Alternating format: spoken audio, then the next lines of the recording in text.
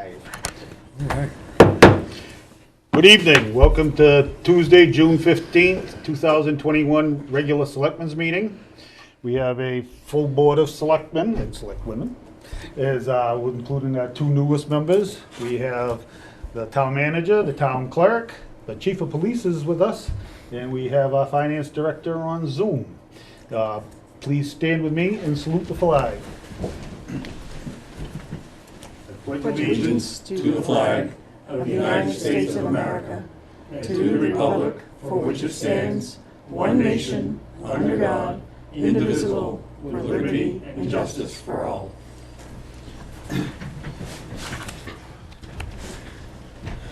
Remind everybody that if you would please put your microphones on so the people at home can hear what you're saying, whether you want them to or not. I have to say, doing the Pledge of Allegiance today is much easier than having the delay come through over the Zoom thing. I get confused halfway through saying it because I hear other people 2 words behind me. So, as we have May 25th meeting minutes, but since Noah and I are the only two that were there, do we still make a motion and second it, Patty? No, I already got it with Ken, Noah, and you Okay. over email because we wouldn't ever have a Right. quorum again. Right. So They're approved. that's easy enough. Yeah. Sign that and move it on. We have no public comment. We have no public hearing. We have no reports of any of the committees. I know Envision Berwick is meeting tonight, actually, right now, I believe. Is department reports, appointments, presentations, and other guests. I guess I'll take that opportunity to welcome our two new members. Thank you. Congratulations. Thank you. And condolences. We usually have a good time here. We're pretty informal. We try not to get too technical with things, just getting town business done. So, unfinished business, town manager's report. Bibber Funeral Home is having a ribbon cutting next Wednesday on their site up on Cemetery Road. Did you get your invitation? Tuesday. Isn't it the 22nd? 22nd. Tuesday? All right. I think so, because it's my birthday. Yeah, true. I won't be there. So that will be nice. I haven't been inside, so I'm looking forward to seeing what the inside looks like. It's a real nice place outside. Paving, as you all heard tonight, it looks like they've started up on Cranberry Meadow Road. There's one section between Worcester and Cemetery Road that will be tearing up and replacing culverts and adding material to improve that road. Tomorrow night at 6 o'clock at the Memorial Field, there will be a public hearing on the feasibility study that was done by Tom Irwin, Inc. They've been spending a lot of time here doing stuff, so we've seen some of the recommendations, but it'll be official.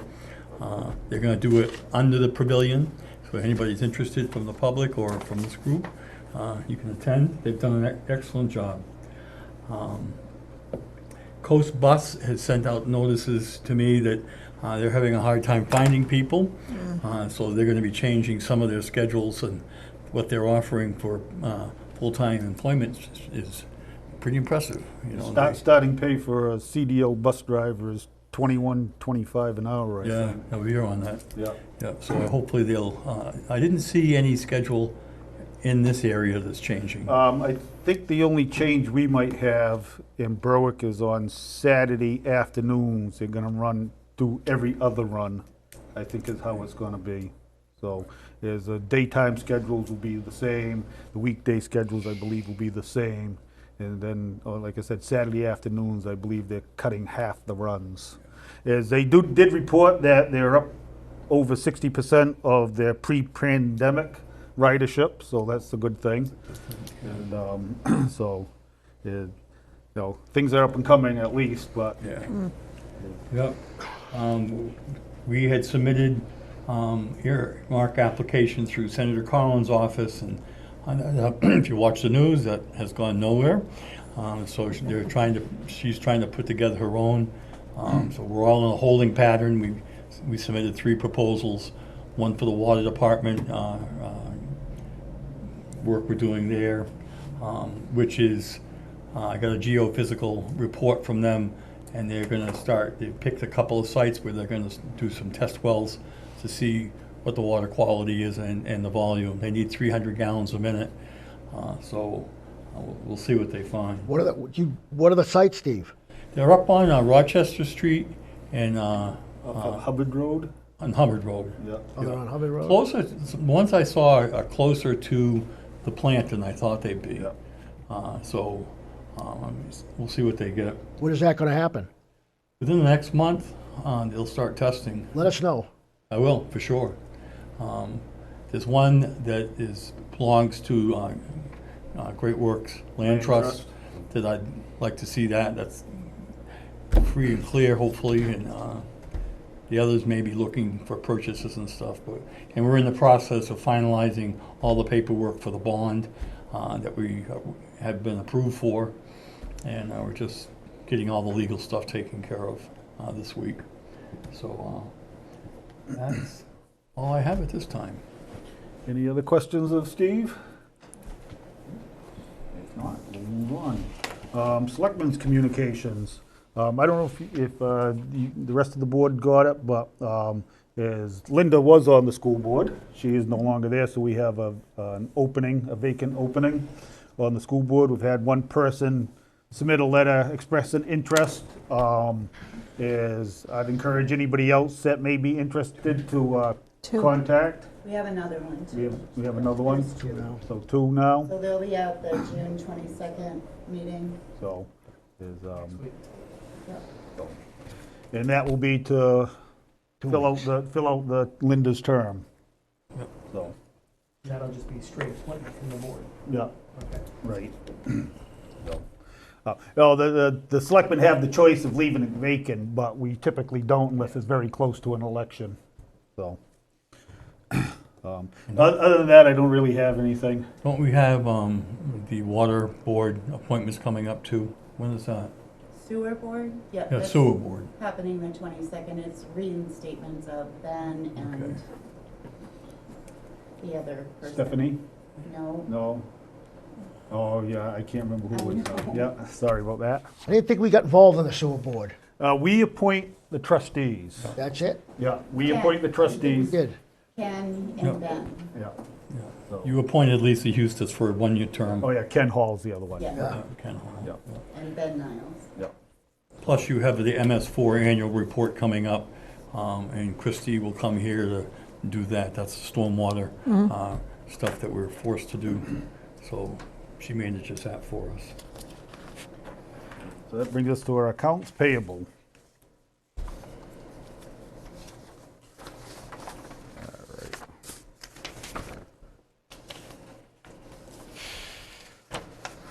We have a payroll warrant, number 75, for June 3rd, 2021, for the amount of $69,260.60.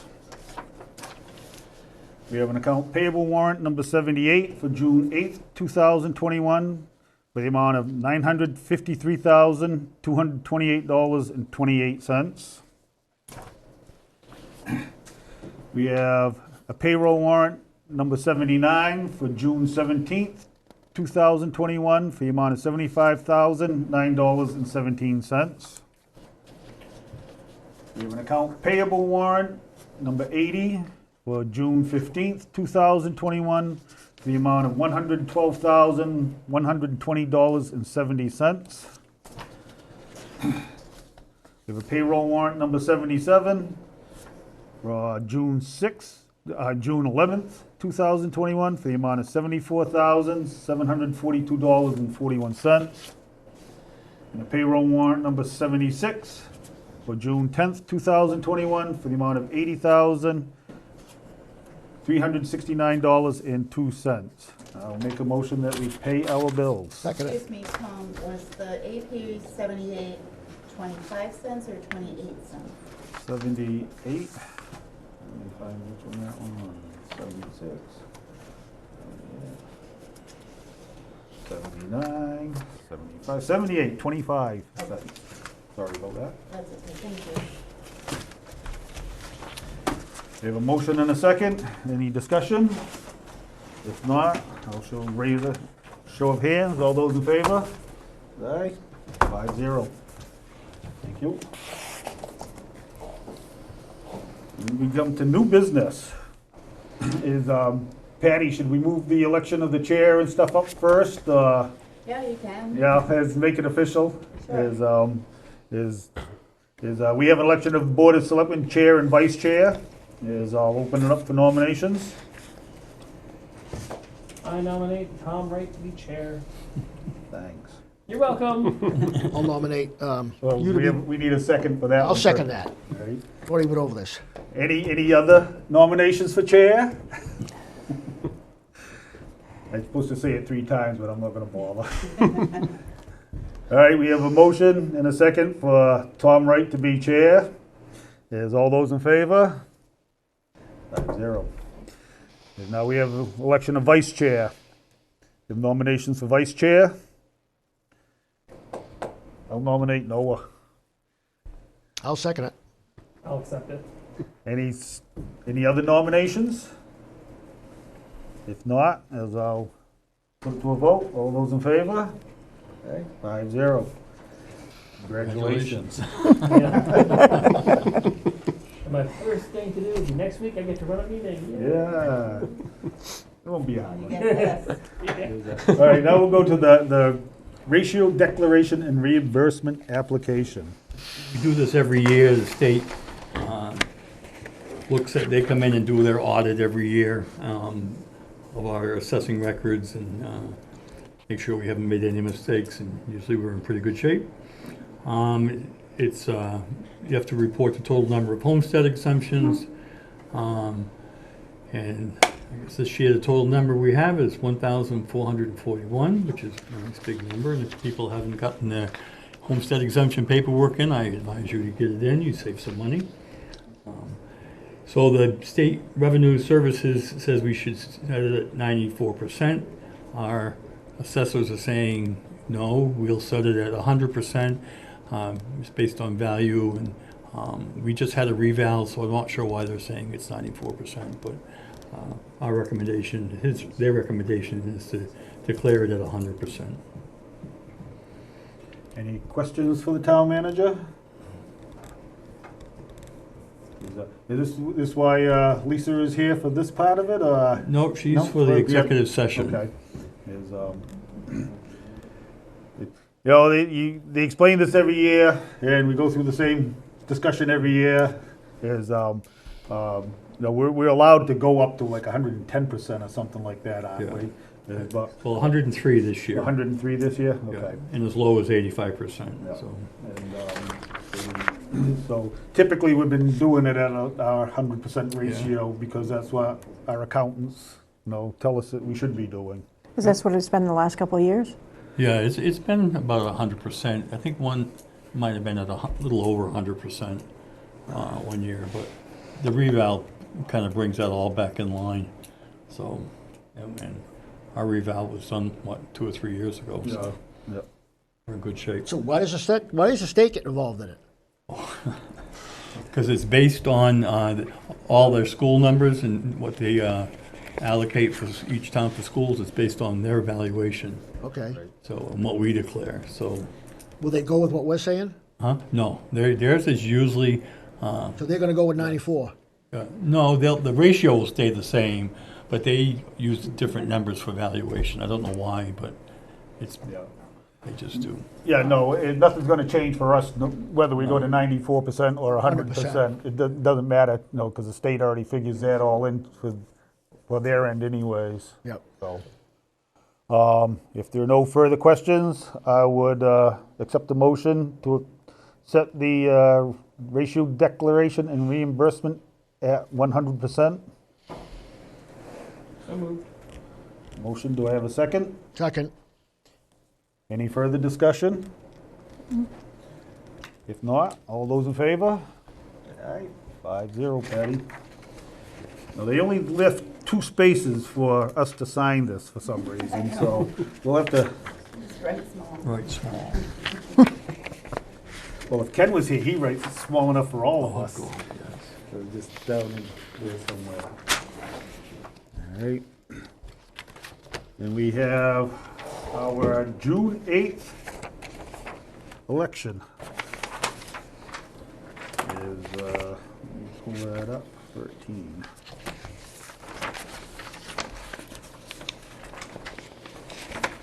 So June 8th election, we had a total of 471 votes cast, which is, pretty low, but for an off year, it's actually not bad compared to what we've had in the past. Yeah, it's better. Yeah. Not great, but better. Right, yeah, we've Better had, than January. yeah, we've had as low as 200 in June sometimes, so is, and as everybody knows, we have 2 new selectmen because of that. As Travis Doran was re-elected to the school board. All the warrant articles passed except for number 38 is, that was the only one that didn't pass, is all the other questions all passed also. Any questions, comments, or anything? I do. How many registered voters do we have in Berwick?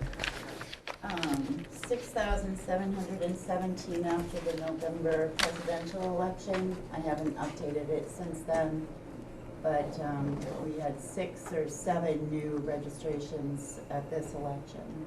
Okay. Pretty poor overall, Yes. but not uncommon for, No, small town even the elections. presidential was 4,010 or something, so we don't ever reach that Right. 6,700 mark. Isn't there only one town in like Vermont that always gets 100% of the vote or something? Or the one in New Hampshire where they have like 11 I was gonna say 14 registered registered voters or whatever it is, yeah. They vote at midnight. Well, I want to thank everybody that worked the elections. Patty's crew, as usual, did an excellent job. As I heard, she had a very busy night the night before. Yes. So she did very well that day. And I want to thank everybody else for coming out and voting. That brings us to the sale of the old fire station. As you know, we got the okay to put that up for sale.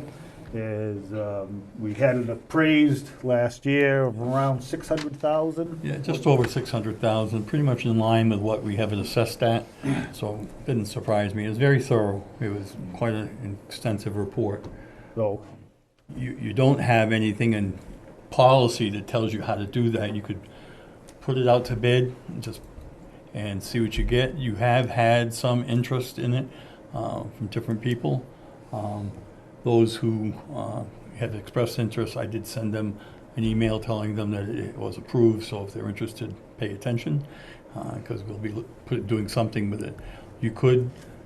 I could approach just the people who have asked about it, or we could hand it over to a realtor to do it for us, so.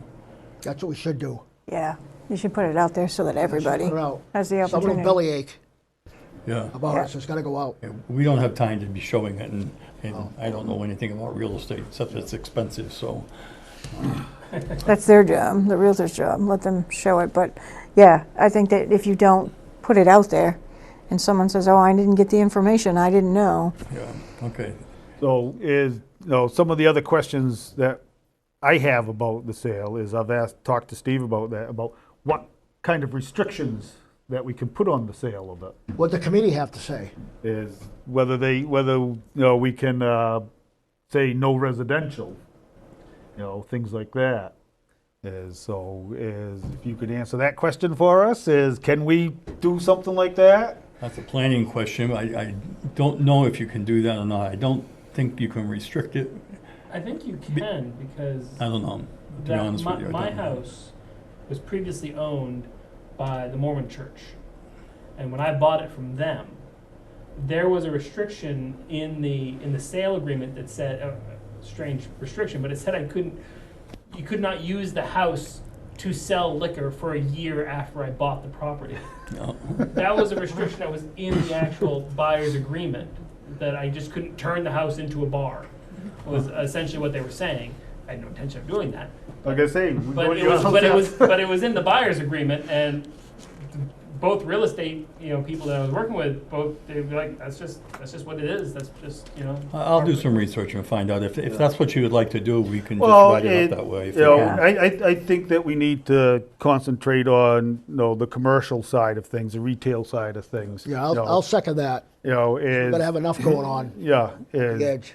and, for one thing is the access and parking and everything. It's not It's very terrible for anything like that. Agreed. I know that we've had people from Corner Point interested. We've had a flooring guy in Berwick who has a flooring company approach us. I was talked to by an electrical contractor who's interested.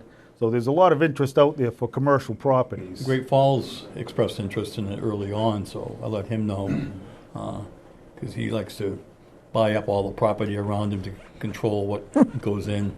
Like any, Make sure his value stays up, I'm right, sure. right, like any developer. Yeah. Yeah, I think the general consensus is that, we find a real estate agent to do it, is I would suggest somebody that specializes in commercial Yep. real estate, is, and